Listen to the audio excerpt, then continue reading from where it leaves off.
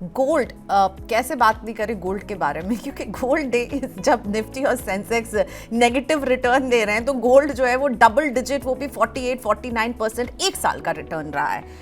Gold और silver दोनों बड़े ही तेजी दिखा रहे हैं। उसमें अभी क्या रणनीति रखनी चाहिए? आई मीन लोग काफ़ी अट्रैक्ट हो रहे हैं गोल्ड की तरफ कि अब इसमें मुझसे ये सवाल पूछा जा रहा है कि हम सिप बंद करके गोल्ड में इन्वेस्ट कर दें क्या, गोल्ड खरीद लें क्या, गोल्ड में ईटीएफ में ही निवेश कर लें क्या, क्या करें? गोल्ड आप कैसे देख रहे हैं गौतम?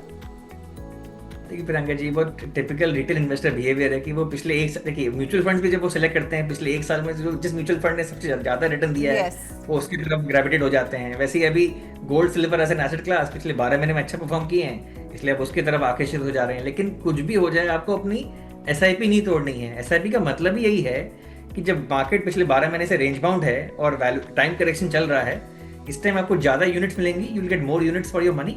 तो एसआईपी तो कभी रोकना ही नहीं चाहिए। स्पेशली एसआईपी तोड़ के कोई ऐसे अपसाइकिल दूसरे एसेट क्लास में घुस जाना जिसमें ऑलरेडी पिछले 12 महीने में इतनी तेजी आ चुकी है, इसको कहते हैं बिहेवियर गैप। बेसिकली जो इन्वेस्टर्स हैं ये एंटर करते हैं एट द पीक और the near term top and then they exit an asset class which is underperforming. लेकिन जो डिसिप्लिन्ड लॉन्ग टर्म इन्वेस्टर्स होते हैं, जो अपने फोकस से डाइवर्ट नहीं करते हैं और अपनी एसआईपी चालू रखते हैं और and more importantly asset allocation में फोकस करते हैं। देखिए, आपके ओवरऑल एसेट एलोकेशन में गोल्ड का 5 से 10% का एक स्पेस होना चाहिए, फिक्स्ड इनकम के लिए कुछ स्पेस होना चाहिए, इक्विटी के लिए एक स्पेस होना चाहिए। इक्विटी के अंदर भी म्यूचुअल फंड्स हो या पीएमएस हो या स्मॉल केसेस हो, उनके लिए अलग स्पेस होना चाहिए। आपको अपने ओवरऑल एसेट एलोकेशन पे फोकस करना है। In your financial asset allocation हर चीज़ का एक पर्टिकुलर रोल है।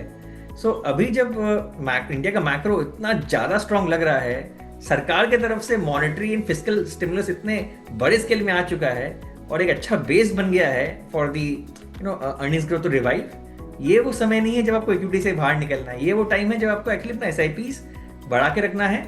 और अगर कोई फर्दर टिप आए because of some global factor, तो आपको अपनी लमसम बढ़ा के और निवेश करना चाहिए इक्विटी मार्केट में।